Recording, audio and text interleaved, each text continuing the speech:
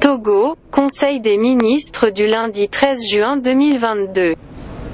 Voici les grandes décisions. Le Conseil des ministres s'est réuni ce lundi 13 juin 2022 sous la présidence de son Excellence Monsieur Faure Essosimna Gnassingbé, président de la République. Le Conseil a examiné 5 projets de décret, écoutez 01 communication et 01 divers.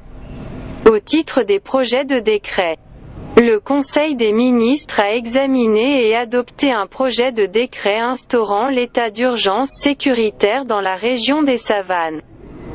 Notre pays a été victime d'une attaque djihadiste dans la nuit du 10 au 11 mai 2022 visant un poste avancé du dispositif de l'opération Kunjouaré situé dans la localité de Kapekpakandi, préfecture de Kepenjal.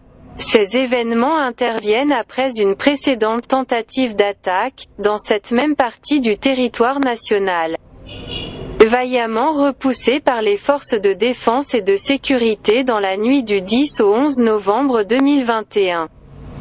Dans le but de créer un environnement et les conditions propices aux mesures administratives et opérationnelles nécessaires à la bonne conduite des opérations militaires. Au maintien de l'ordre et de la sécurité dans cette région, le gouvernement a pris le présent décret. Il renforcera la célérité de la prise des décisions et facilitera une meilleure agilité des services publics et des forces de défense et de sécurité. Dans le cadre des réformes relatives à la police des étrangers en République togolaise, le Conseil a examiné 2 projets de décret. Ces 2 décrets portent sur la fixation des coûts de délivrance des visas d'entrée au Togo et de la carte de séjour. S'inspirant des pratiques constatées en la matière et en vue d'améliorer son attractivité, notre pays, suite à la dématérialisation de la procédure de demande de visa, a entrepris d'actualiser les coûts.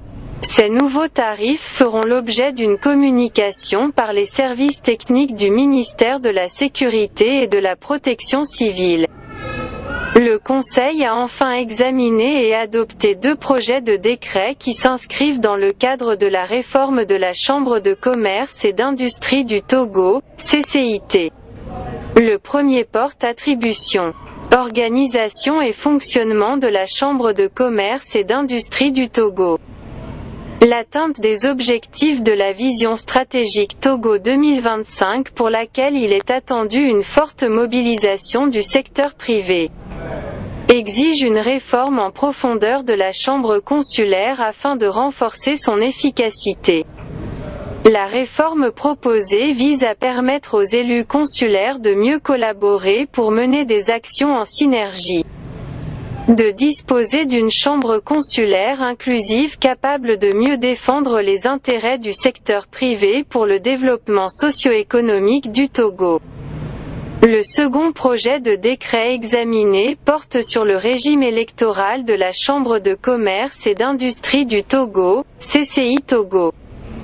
Conformément à la loi numéro 2022-006 du 23 mai 2022 relative à la Chambre de commerce et d'industrie du Togo. Le présent décret fixe les règles applicables à l'élection des membres de l'Assemblée consulaire et du Bureau consulaire de la Chambre de commerce et d'industrie du Togo, CCI Togo. Il institue une commission électorale consulaire, CEC, chargée du processus électoral, avec des démembrements dans chaque région économique et dans le Grand Lomé, CECR. Elle est composée de 9 membres. Au titre de la communication, le Conseil a écouté une communication relative à l'état d'exécution des projets d'investissement au 31 mai 2022. Présentée par le ministre de l'Économie et des Finances.